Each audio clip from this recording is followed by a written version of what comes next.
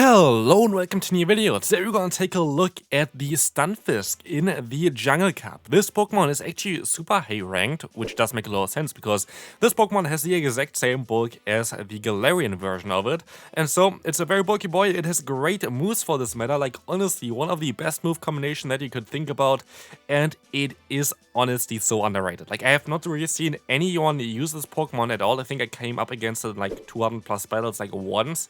And it should definitely be a little bit more common because this Pokemon is actually kinda great. It is very neutral against most Pokemon in this meta, and then you have some great matchups, for example against something like a Skarmory, something like the Steelix or like the Clodsire, all of those Pokemon kinda being weak to it. Mantine of course as well, one discharge and this thing is gone. So basically this Pokemon has a lot of potential. There's one regret that I have with this team is that I went for Vigoroth because I feel like Wild Charge variant of the Dubwool might be even more interesting for this team because you have the same coverage basically in the lead as well as your Safe Swap, and a lot of times we can see here something like a Skarmory might come in against you. Here we were able to flip the switch advantage, which is really important because like this we can align our Mantine against the opponent's Altaria, and as you can see in the bottom right, the opponent decided to forfeit. So this team was really great. I can highly recommend you to try this one out. We're going to encounter here Mantine in the lead as well. Great matchup for us. We can go for discharge. We don't really care too much about what the opponent tries to do here. We're always going to be able to win this battle. I don't actually think a discharge one-shots a Mantine. I'm not too sure about it. I'm going to look it up on the side real quick because, of course, double super effective, but discharge is not the hardest hitting move. But look at the opponent. They were double weak to us, so they decided to forfeit, which is hilarious. But we can move on to the next opponent, which is also going to have a very weak elite against us, and we can go ahead and go for a little bit of damage against these Crafty. We want to swap out eventually into the Mantine. The Mantine matchup is way better, so I don't know where I really went for this one here. But you see as well, I'm not too sure, there might be still some battles in there with Ice Beam on Mantine. I did like 2 battles with Ice Beam on Mantine just because I forgot to remove it. But Water Pulse is actually way better for this team here. Why is Water Pulse so much better?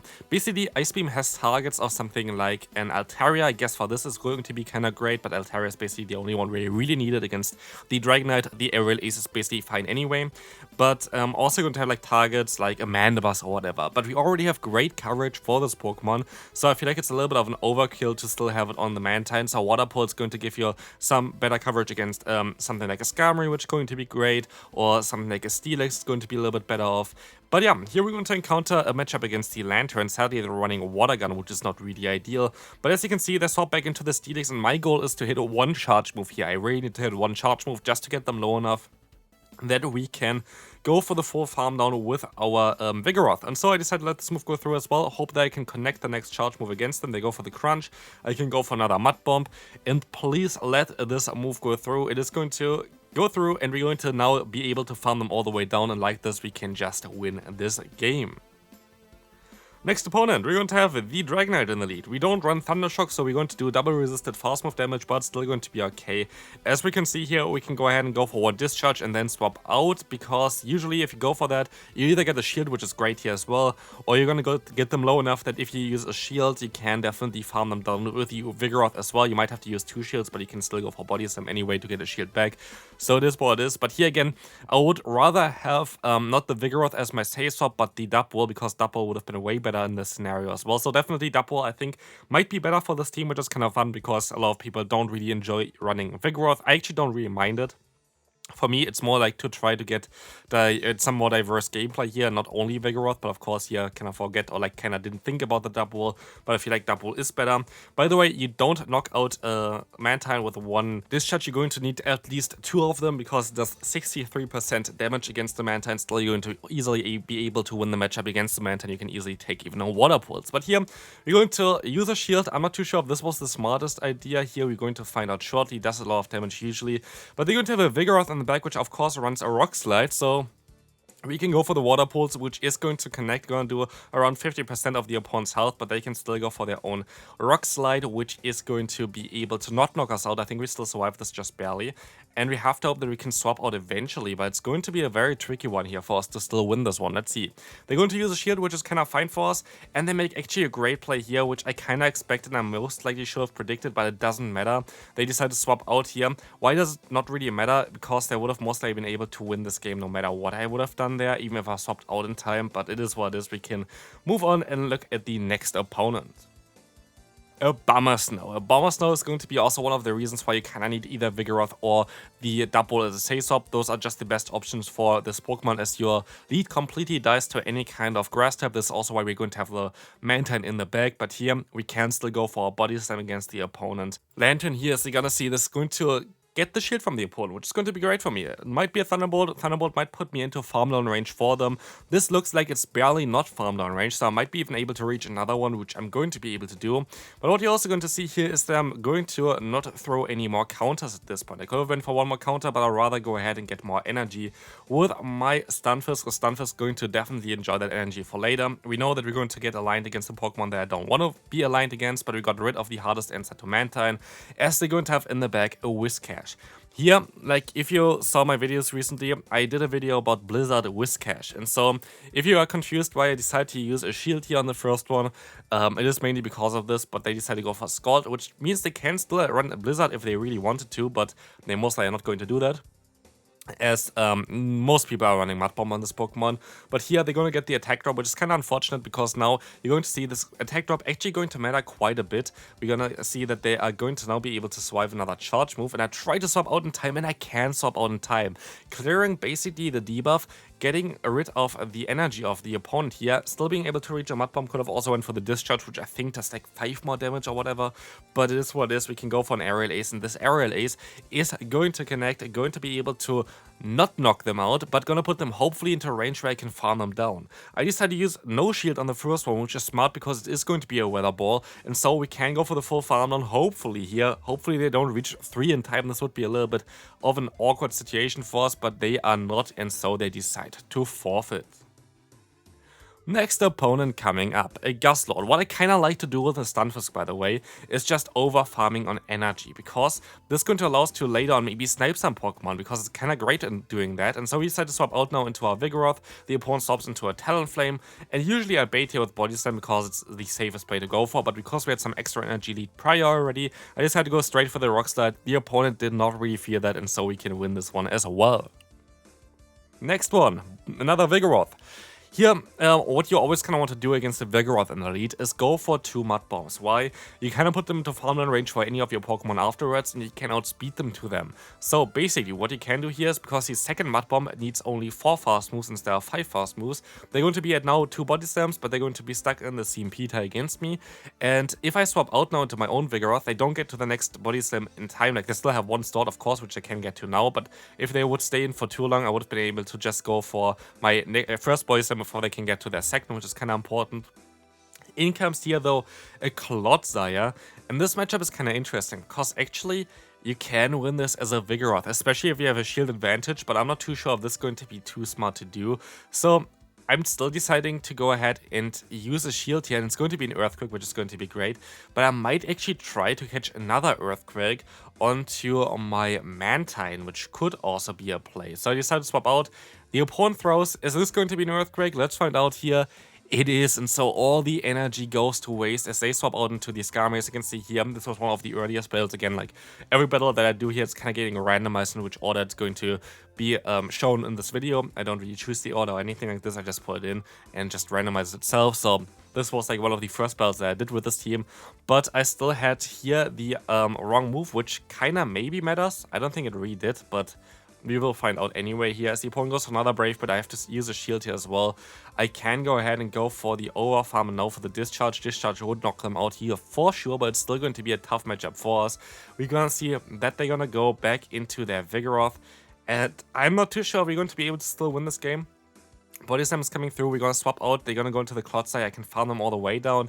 I can go for my own Body Slam. I always win CMP type basically because of the attack that you see on the right side. And so the opponent is going to be in a CMP tie as well, but can we still win this game? It is going to be a very close one. We can still survive this one, but they can farm me down in time. We still have a move stored, and this is going to be it. Our Stunfisk is going to still be able to win this one, but again, I changed to the Water Pulse after this game anyway. Next one, we're going to encounter another Vigoroth in lead. We can do exactly the same, go for 2 Mud Bombs. Going to be, in my opinion, the best play that you can go for.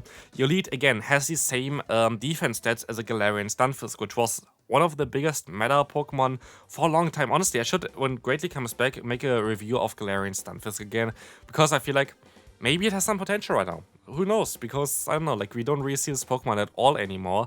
And it was, like, such a huge threat back in the day, but they nerfed Rock Slide at one point, and they nerfed Earthquake at one point, and they put so many Water-type Pokemon in the meta that this thing is basically unplayable right now, so would be interesting. But here we're gonna encounter and Altaria. I decided to go for the bait, which was a smart decision. We don't really have the best answers for Altaria, but it is what it is. We're going to see here Scatter coming through. I still try to go for Body Slam twice, which I think is doing, it's definitely doing more than a super effective Rock Slide as far as I know. And as you can see here, we can go for another one straight away. This is going to connect, going to be able to do some nice damage.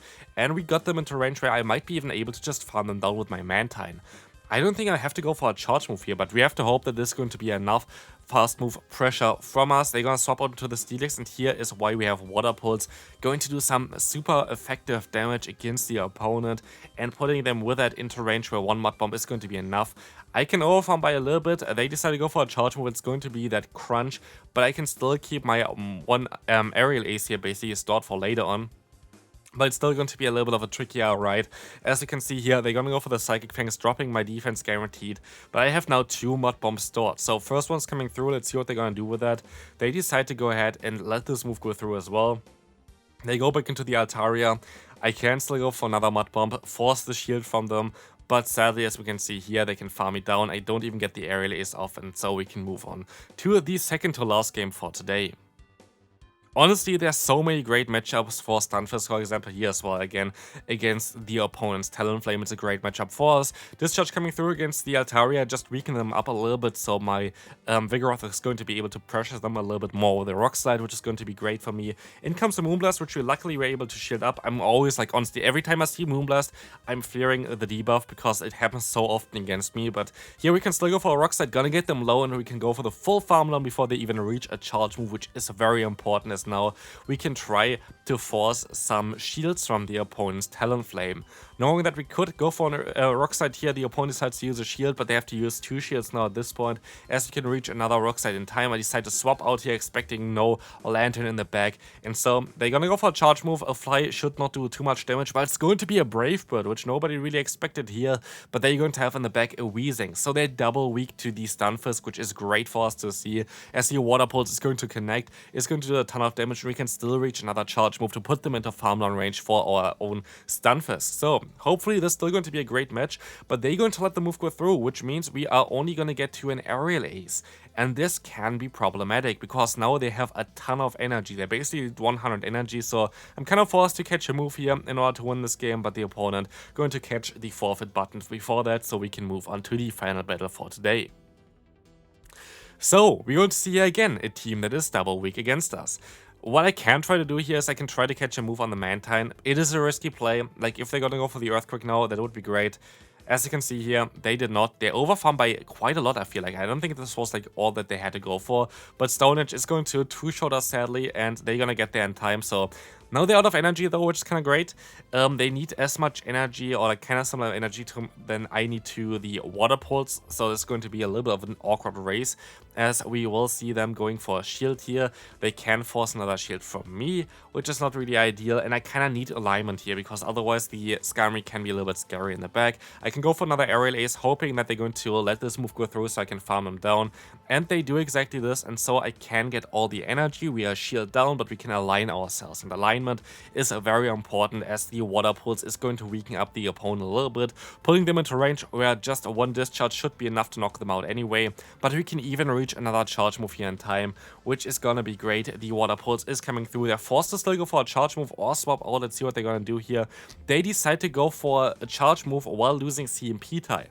Fun fact, Mantine as well as Skarmory have the exact same stats. So like the CMP type really depends on who has more attack on that one, because the attack stat is the same, the defense stat is the same, and also the HP stat is the same as far as I know at least.